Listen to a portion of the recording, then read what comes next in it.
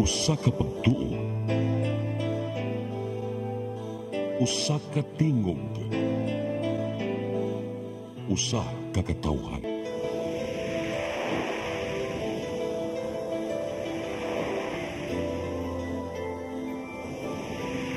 Cebu Catholic Television Network.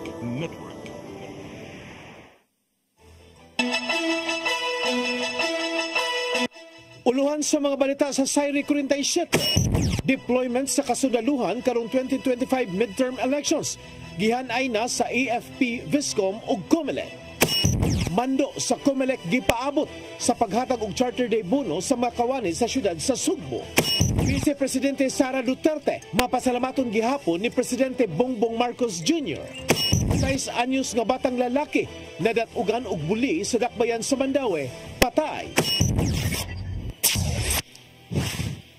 Sugbo, Kabisayan ug Mindanao, Pilipinas ug katawhan kutos maabot sa tong Sibya sa tibuok kalibutan mayong hapon. Live kita karon sa CCTN Channel 47 ug kini ang tulumanon sa nagunang kasayuran nga angay natong masayran. Ako si Dennis Tabar. Tulumanon sa patas nga mga balita ug opinyon. Ako si Danica Cabales. Kini ang Sayri 47.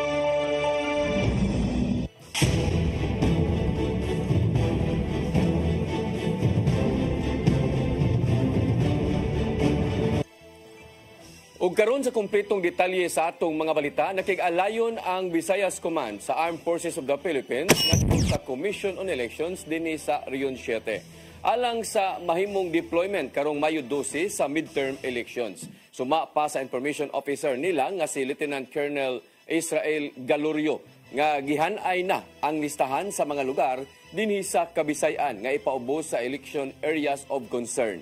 Usa sa mga gibantayan kung asang dapit sa Kabisayan ang naay posibilidad nga motumaw ang kagubot kung basihan ang niaging eleksyon.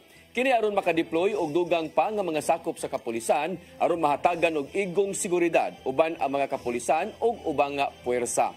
May pasalig ang kasundaluhan dinhi sa nasod ng pabilin silang non-partisan din wa sila gidapigan bisan kinsang kampo aron paghatag og seguridad karong nagpadayon ang tingkampanya. Let's just allow yung mga kababayan natin to exercise the right of suffrage. So we will focus our efforts on the conduct of securing tsaka ensuring na safe and secured yung upcoming election. Cebu City Government mag-agad pa sa mando sa Commission on Elections aron mahatag ang Charter Day bonus ngadto sa mga empleyado. Tungod kini sa gipatumang election ban diin gidid-an ang paghatag og bonus og promotion sa trabaho atol sa tingkampanya. Ang kasayuran nihato ni Crystal Joy Felerca. Nakig-alayon ang Cebu City Government ngadto sa Commission on Elections aron ipananghid kung mahimo na bang mahatag dayon ang Charter Day bonus sa mga empleyado sa City Hall. Sa miaging semana, giuyunan sa konseho sa syudad ang 587 million pesos nga supplemental budget, di napil niini ang hangtod 35 mil pesos nga bonus ngadto sa mga trabahante. Matod ni Mayor Raymond Alvin Garcia nga nagpakisayod siya sa COMELEC kung mahimo ba ubos sa kasamtangang mga lagda ang pagpang-apod-apod sa maong bonus. Kay kung dili man mahimo silang modusog petition ngadto sa COMELEC and Bank aron himong exempted sa election ban ang maong katuyuan. We already wrote a letter to the COMELEC and hopefully matubag ta sa legal department sa COMELEC if the bonus is included in the ban or not. If it is not included in the ban, then sa ilang letter then I will release. But if it is included in the ban, sa ilang letter nako, then I will really have to file for a formal petition for exemption dito sa COMELEC. Daan nang wag gikalipay sa mayor ang pagmino sa pondong gipangayo ubos sa Supplemental Budget 1. Kabahin kini sa pagwagtang sa livelihood program nga may kantidad og 88 million pesos. Dako usab ang pagduda ni Garcia nga politika ang nagpaluyo sa pagkunhod sa nauyunang pondo sa dihang gi-revise na kini sa konseho. Apan bisan pa man gitinguha sa mayor nga dili malangan pag-ayo ang paghatag sa Charter Day bonus ngadto sa mga empleyado. Sanglit dili man hinuon kini susama sa ubang ayuda nga dole out lang. Crystal Joy Filerca, CCTN News. Kanhi Cebu Auxiliary Bishop Medipel Bilyones milingkod na sa katungdanan isip bag-ong Arsobispo sa Haro, Iloilo. Kuyog usab sa maong seremonya sila si Cebu Archbishop Jose Palma ug ubang kadagkuan sa simbahan. Ang kasayuran ihatod ni Gian Navarro. Pasado alas 9 sa buntag, milingkod na sa katedra si Medipel Bilyones isip ikapitong Arsobispo sa Haro, Iloilo. Atol kini sa installation ceremony ginambuntag sa Haro Metropolitan Cathedral, Iloilo nga gitambungan usab sa mga Katoliko. Present usab sa maong kasaulugan ang mga dagkong opisyal sa simbahan. Ilabi na si Papal Nuncio to the Philippines Archbishop Charles Brown. Sa maong seremonya, gihangup ni Archbishop Dudong sa mga Katoliko sa maong lungsod isip timailhan na sa hingpit niyang pagbalik. Nasayran nga sa Archdiocese of Haro usab unang naimumpari si Bilyones, una pa siya gibalhin sa Sugbo isip Auxiliary Bishop kaniadto. Miduyog usab sa maong kasaulugan si Cebu Archbishop Jose Palma isip concelebrator sa Santos nga Misa. Sa iyang wali, gilauman ni Palma ang maayong pastoral journey ni Bilyones sa hingpit nga pagbalik. As Bishop Dodong, may these words of Peter remind you that you are the servant of the Lord and not the Lord Archbishop. Uli ni Bilyones si Archbishop Emeritus Jose Romeo Lazo nga militero na ning tuiga human sa 7 ka tuig niyang pagdumala. Gipasalamatan ni Bilyones ang tanang kaobispuhan nga niabag sa iyahang kasinatian isip usa sa mga obispo. Apil siyang paghatag og pasalamat mao ang Archdiocese of Cebu human nasaksyan ng hilabiang gugma sa mga Katoliko ngadto sa Ginoong Hesukristo. I first wish to convey my deep gratitude to Archbishop Joe Palma, who mentored and guided me in my ministry. His paternal love, like St. Joseph, is a great blessing. Kamay namang seremonya sa mga serye sa kalihukan ning tuig 2025 isip Jubilee Year of Hope. Gipatigbabaw niya ng panahona ang mensahe sa gugma ngadto sa Ginoo nga mauusab ang tinubdan sa paglaom. Gian Navarro, CCTN News. Nakigalayon ang Department of Agriculture Regional Field Office 7 ngadto sa Lapu-Lapu City Government alang sa pagsaulog sa Filipino Food Month karong Abril. Kagani ang buntag nagkadaiyang mga paninda ang mga gipang display sa City Hall grounds sama sa mga utanon, prutas, delicacies, herbal products ug mga handcrafted souvenirs. Tumong niini nga suportahan ang mga lokal nga produkto sa probinsya sa Sugbo. Tungod kay dili lang kini limitado sa mga taga-dakbayan sa Lapu-Lapu, apan isalmot usab ang ubang mga lungsod ug nag-display sa ilang mga gipasigarbong mga pagkaon.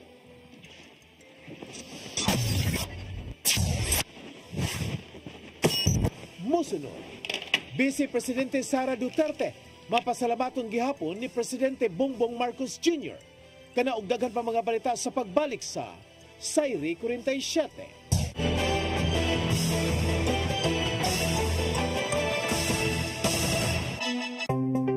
Discover the beauty of the Philippines.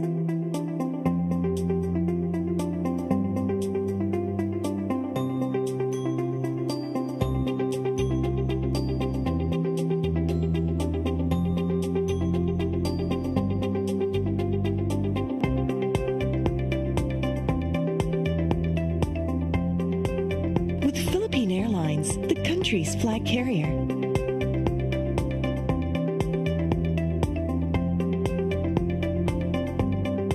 The airline that lets you feel the warmth of the nation.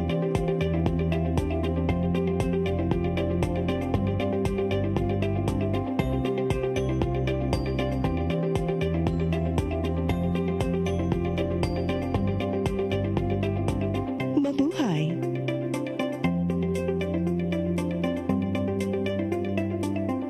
Kaiba sa mga politiko, matagal nang ginagawa ni Ariel Querubin ang ipaglaban tayo.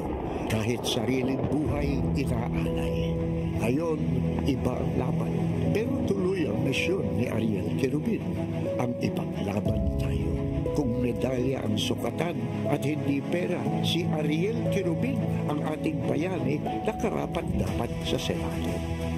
Pag may Ariel Querubin sa Senado, may bayani tayo, sigurado.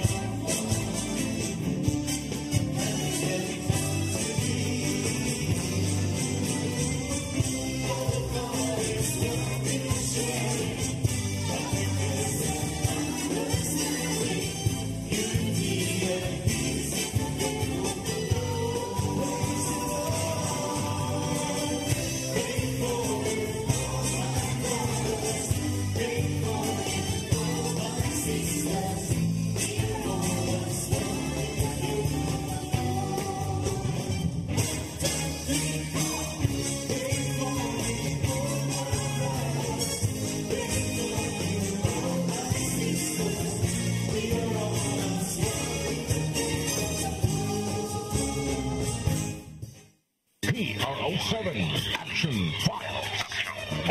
Mga panghitahog naglampikit sa katawan.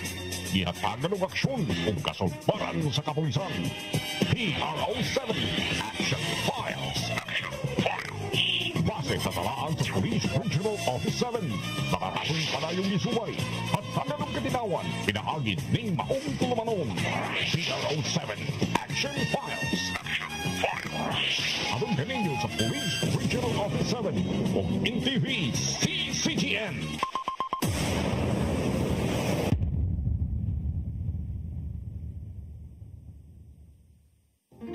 I am the God that healeth thee.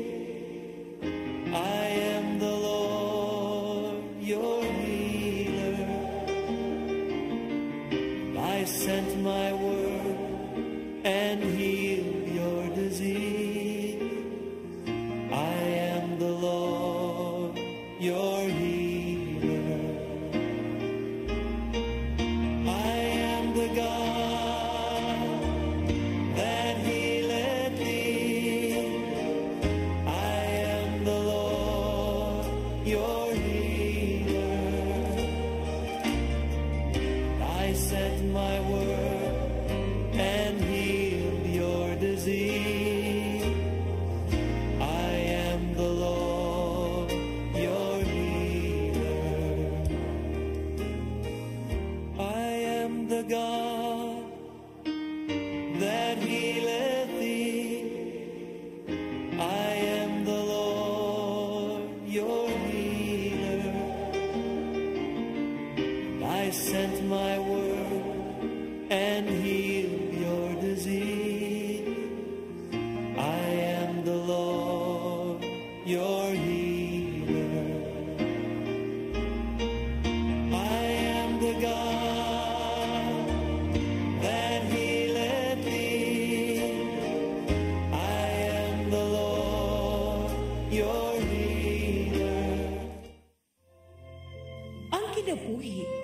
hagit.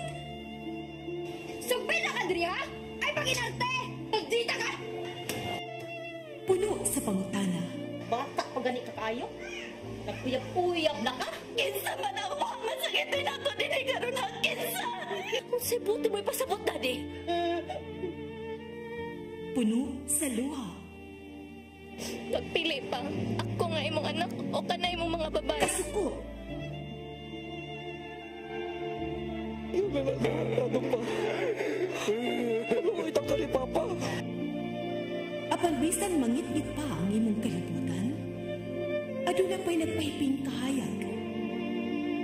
Aduna ka pa'y kasumbungan.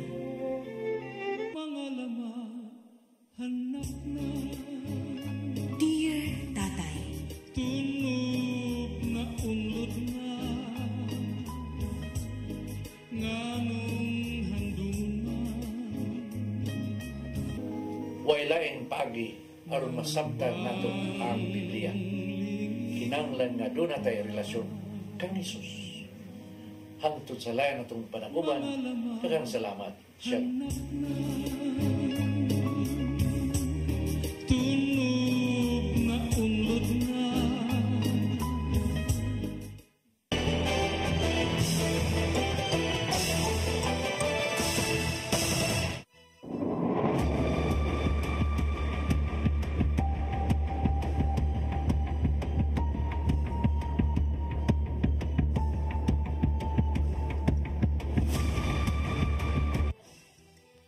Balik sa ato mga balita, pasalamatan gihapon ni Vice Presidente Sara Duterte nga si Bongbong Marcos isip taytayan sa nahimo nga mayong relasyon uban sa amahan niya nga si kanhi Presidente Rodrigo Duterte.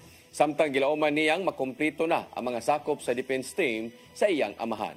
Ang kasayuran ihatod ni Gian Navarro. Bisan pa man og kiwaw na kaayo og ironic, pasalamatan gyapon ni Vice Presidente Sara Duterte si Presidente Ferdinand Bongbong Marcos Jr. kay tungod kaniya nahimo na nga renewed ang relasyon nila uban sa mahang si kanhi Presidente Rodrigo Duterte.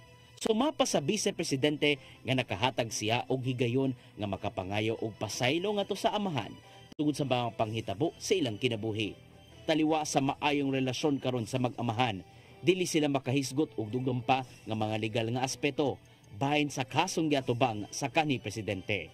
Giagad na lang ni VP Sara ang mamaymong dagan sa kasong crimes against humanity batok sa mahang si kanhi Presidente Duterte ngadto sa iyang mga abogado. Samtang gipaabot na lang ni VP Sara ang usa ka dokumento sa dili pa makabalik sa Pilipinas. Usa na nini mao ang pagkakompleto sa masakop sa defense team alang sa amahang Duterte nga gikustodiya na karon sa penitentiary facility sa International Criminal Court sa The Hague, Netherlands.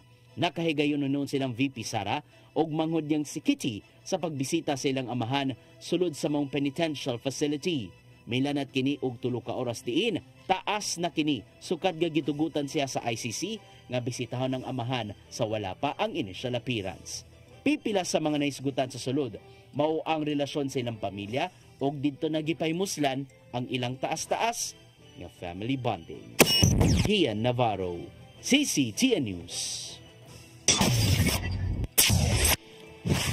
Pag-ibig Fund og Chonghua Hospital nakigalayon alang sa mga buot makakuha og diskwento. Apil ang maong tambalanan sa 100 ka mga medical institutions nga nalakip sa Loyalty Card Plus program. Ang kasayuran hatod pagbalik ni Gian Navarro.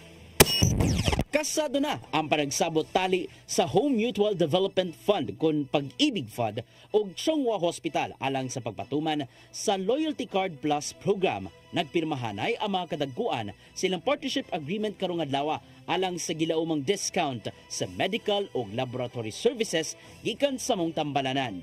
Adunay 8% discount alang na sa mga card holders nga nagpahimos sa mananglaing laboratory services sa Chonghua. Gikan kini sa laboratory tests, x-ray, ultrasound ug room rates ngadto sa mga pasyente. Matud ni Dr. Joan Cosin, ang Chief Operating Officer sa Chonghua Hospital, nga kabayan lang kini silang tinguha nga makatabang ngadto sa mga buot makasinati ug dekalidad nga medical services. It's really a prestige in itself already to be partnering with Pag-ibig, which is very prestigiously and very efficiently run. And so it's really very It's a good, humble pride to be chosen by Pag-ibig, also to be a partner. May mga muslan sa mga Chongwa Hospital sa Dakbayan sa Sugbo ug Mandawi. Usa among tambalanan so sa kagatos ka mga medical institutions ug laboratory services lukop nasod sa mga angayang mapaymuslan ngadto sa Loyalty Card Plus holders. Sumapausab ni Julio Carmel Alfarero Jr., ang Cebu Ayala Branch Head sa Pag-ibig Fund, nga gilauman usab nila ang mas gipalig-ong partnership o gipanginaut nga mapalapdan pa kini. Nga ang ilahang mga benefits not only as Pag-ibig members sa ato ang statutory nga membership but also ma-appeal, ma-include ang ubang mga needs nila through this partnership. Sa kasamtangan, ana sa 400 partners lukop nasod ang nimong kaabag sa Pag-ibig Fund alang sa Loyalty Card Plus program. Maong giawhag sa kadagkuan ang ubang mga members nga paymuslan kini sa kantidad lang nga 125 pesos nga card fee. Kay gawas nga magamit sa discounts, magamit usab ang Loyalty Card Plus alang sa pag-withdraw sa gikuhang loans o claims. Gian Navarro, CCTN News. Traffic Enforcement Agency of Mandawi Kuntim mututok na usab sa pagsulbad sa trapiko sa CD Seno Street o sa Magikay Flyover. Sila ginakig-alayon sa Department of Public Works and Highways alang sa pagpalapad sa karsada. Ang kasayuran ihatod ni Mary Rose Sagarino. Human sa malampusong pagpatuman sa bagong traffic scheme sa intersection sa UN Avenue ug MC Briones Street, gitutukan na usab karon sa Traffic Enforcement Agency of Mandawi Kuntim ang pagsulbad sa trapiko sa CD Seno Street ug habig sa Magikay Flyover. Matud ni Hilary Tuya ang pangu sa team nga nakigalayon sila sa Department of Public Works and Highways kabahin sa gisugit nga road widening project pagsulbad sa hagipot nga daan. Hinuon wala pa matino ang eksaktong timeline sa pagpatuman niini. Apan matud ni Rituya nga ang proyekto gilauman nga magsugod sunod tuig din ang pondo gikan sa 2026 budget allocation. Sukad ni adtong Marso 24, dihang gipatuman ang bagong traffic scheme sa UN Avenue ug MC Briones intersection. Ang trapiko ni balhin sa kasikbit ng mga intersection. Ang sa UN Avenue, murag okay pa siya.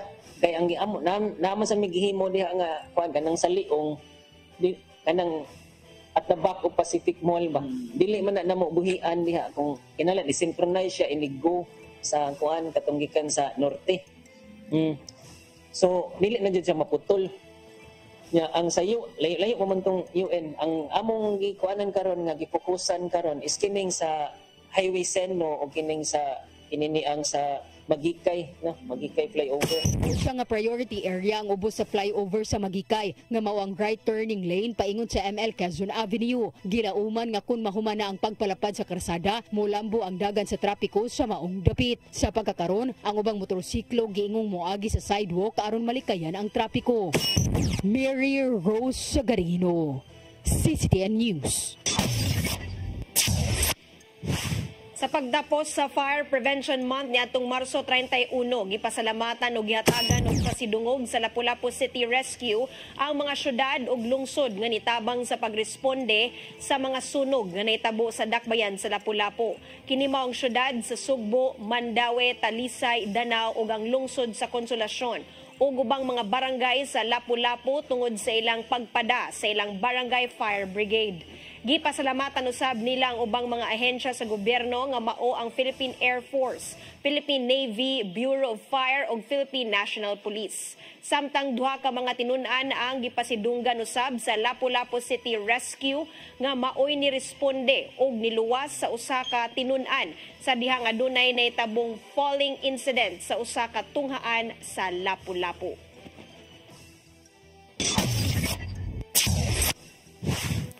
Apuhan sa 4 anyos nga batang lalaki nga gikatahong nalumos sa Lapu-Lapu nanawagan karon sa kapulisan nga palawman pa ang ilang investigasyon sa kamatayon sa ilang apo. Kumbinsido siya nga adunay foul play ang kamatayon ni ini. Ang kasayuran ihatod ni Crystal Joy Filerca.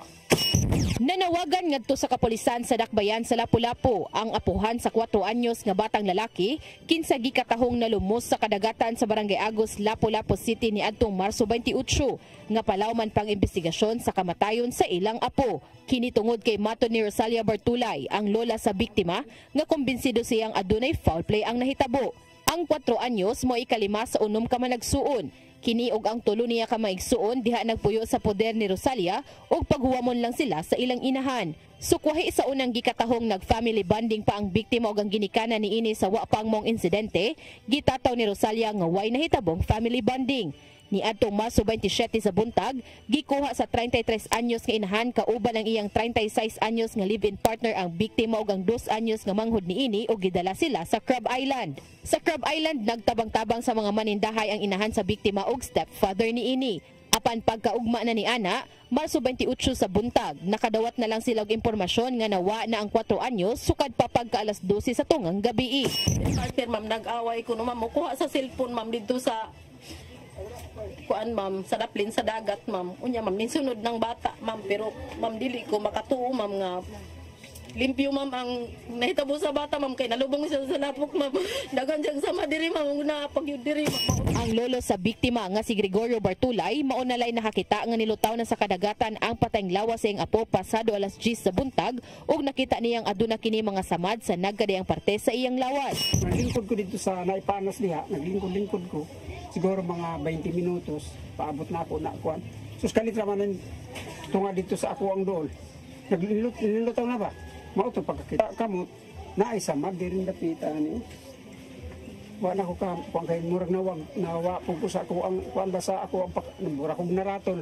Karong adlaw gikatakdang ilubong ang 4 anyos. Apan sukad sa pagkahitabo, wa pa ni tumaw ang inahan ug ang stepfather niini. Maong samot ang pagduda sa mga apuhan nga adunay foul play ang nahitabo. Si Nicole Jean Dico, ang pag-umangko ni Rosalia, mao'y uwahing nakakontak sa inahan sa bata. Apan nakadungog siyang gihulga kini sa live-in partner nga patyon kung ugaling mouli kini sa ilang panimay. Ang akong igagaw perting hilak ako mismo katong pulis nga naguyog po na mo sa Crab Island. Ako pa gani siyang gipastorya, gyamaman pa siya sa pulis nga, "Day, asa man ka karon kay kanang kuhaon na mo ang bata, tabangan ka na mo." Sige lang siya dangoy-ngoyog hilak ang iyang istorya nako. Jean, ganahan ko magpakada kay kanang ganahan ko magsudong kang dib, ganahan siya mutana siyang anak nga gihaya. Anya ako siyang giingnan nga kanang Shirley, kung asa man gani ka karon, maski muhatag lang kag information namo nga. Matod ni Police Lieutenant Colonel Christian Torres, ang spokesperson sa Lapu-Lapu City Police Office, nga kagahapong adlaw ni pahigayo na sila og search and rescue operation. Apan wa pa gihapon nila makit-i ang inahan sa maong bata. Wala gyud tay concrete evidence og asa na niya ang inahan sa bata. Kay wala man gyud tay direct gyud nga reklamo o magpatabang gyud siya. Kung tinuod ba gyud gi-force siya nga dili polion o iyang kabubuton nga dili pa ginato ma-establish ang katong pag-abduct sa inahan sa bata. Kana usa na tong pinakaunang priority na to nga buhaton dong i-locate sa nato asa ang mas bata. Kay since pagkamatay wala man gyud pakita. Crystal Joy Felerca, CCTN News.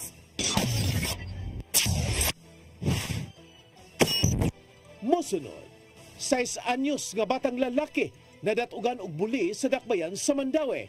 Patay. Kana og daghan pa mga balita sa pagbalik sa Sayri 47.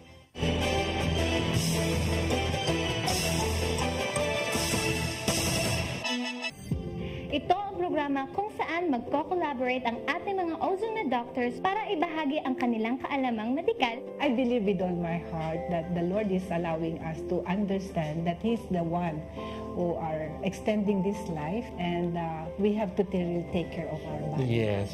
Matag episode, among ipaambit ninyo ang mga healing testimonies. Every day, pag gising mo, iisip ko kung ilang taon na lang yung katagal ko.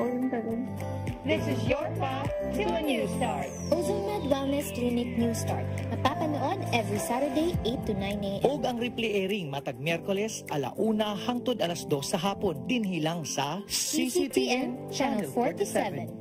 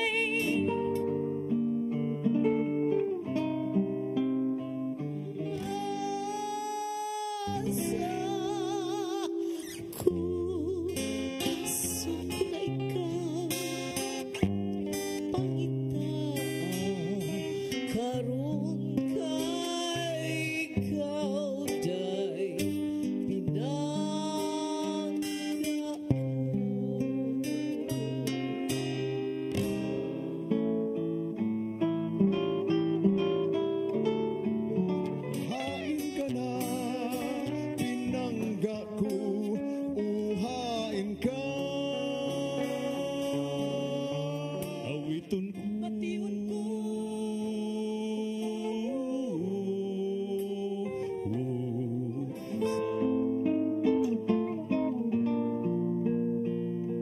Dihay Pinay namin yo og hapon. Hapon nga tigulang og hubakon. Sugod siya kay iya lang hok-hokon. Og iya lang oto-otoon.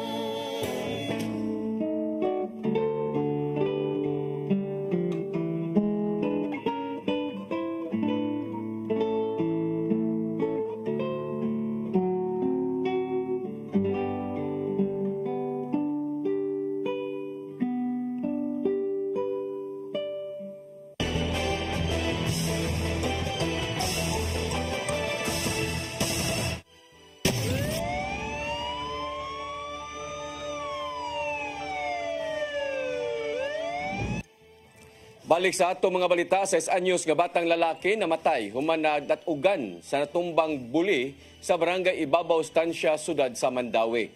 Ang syudad mulusad og investigasyon ngano nga way gilayon na aksyonan ang hangyo sa pagputol sa maong kahoy. Ang kasayuran ihatod ni Mary Rose Sagarino.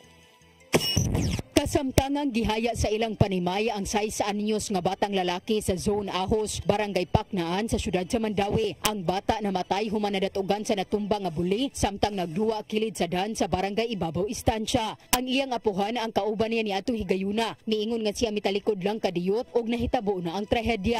Galit kay mamay. Ika na siya nagsilpon mo na siya diri tapad ako. Dayon pag pulaan siya silpon, iyang itono lang silpon. Nilipot din siya mga 3 meters na siguro. Ang akong gilingkuran kasi katong natumba. Pagtanaw na ko, akong nadunggan, ipiti man, murag na ipiti ba? Oto, paglingin ako, ang akong apo mo na datugan. Ang bata nag-eskwela og kinder sa City Central School. Human sa klase adto una magpabilin sabay sa iyang apuhan samtang nagtrabaho ang iyang mga ginikanan. Ato sa insidente nagpaabot sila sa iyang ginikanan nga kuhaon og gihatod pauli sa Barangay Paknaan. Nagapos ni pagdayon ko niya. Nana ko niya ay iagi man na siya nga buntag. Duty man ako ang bana alas 6 ya. Una idungan na lang siya nga iagi ba. Oh nya. Natumo na siya nako. I love you ma. Oh lablab ta dungdi. Dako siya nako. Subay sa aksidente, matud ni Attorney Jamaal James Kalipayan, Mandawi City Administrator, nga mulusad sila og investigasyon sa mga buhatan nga nalambigit. Nasayran nga ang mga residente ni sumiter og hangyo ngadto sa Mandawi City Disaster Risk Reduction Management Office ni atong Nobyembre 13 tuig 2024 aron ipaputol ang buli. Apan ang kahoy wala maputol hangtod nga nahitabo ang insidente. Una kining gi-report ngadto sa barangay, dayon ngadto sa syudad. Ito'y mahitabo o kung nakuha pag ito siya dayon o di ba gibalik pag ito sa barangay. Himugatan ni Kalipayan nga ang hangyo pagputol sa kahoy nga nagdaog peligro kinahanglan aksyonan gilayon. Kasalig sa Mandawi City Administrator ngadto sa pamilya nga manubaga ang mapamatud-an nga responsable nagpabaya sa iyang trabaho. Internal nga investigation on our part, no. We will be asking the city legal to investigate this. Aron nga makita gyud nato og unsa gyud matugkad nato ba unsay rason nganong wa ni siya nalihok dayon. Naagyoy mugawas ani nga kamatuoran as to who is responsible and that we will be acting appropriately, no, kung unsay mga kanang dapat nato nga buhaton sa whether it will involve us imposing penalties, sanctions on those involved.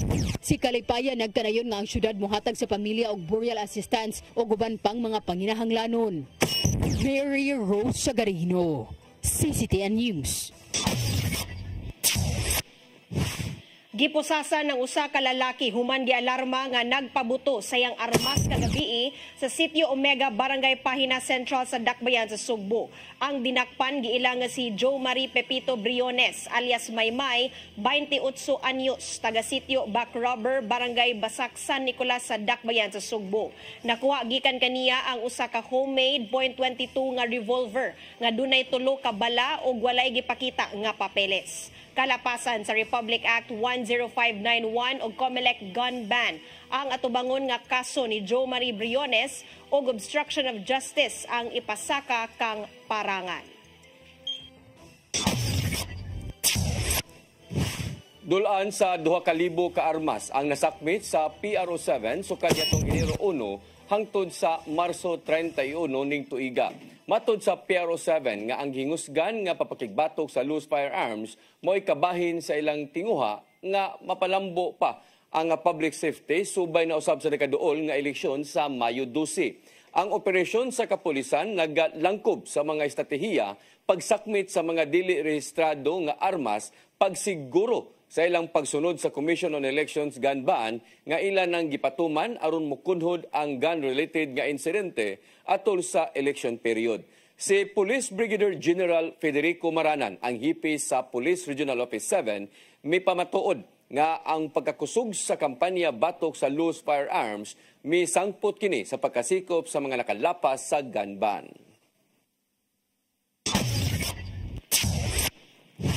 Giila sa Philippine Cable Telecommunications Association kon PCTA si Brother Nonito Tatay Dodong Limchua, isip Cable TV Maverick Awardee.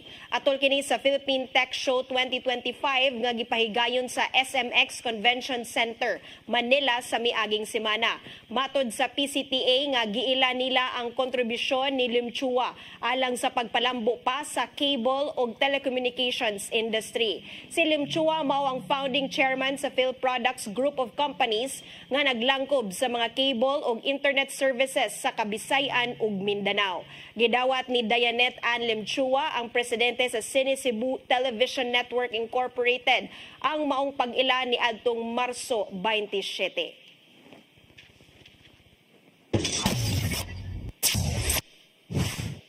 Mao kadtong naglangkob sa atong mga balita sa Sayre 47, ako si Dennis Tabar. Ako si Danica Caballes, sangtod ugma sa inyong paboritong tulumanon. Sayre 47.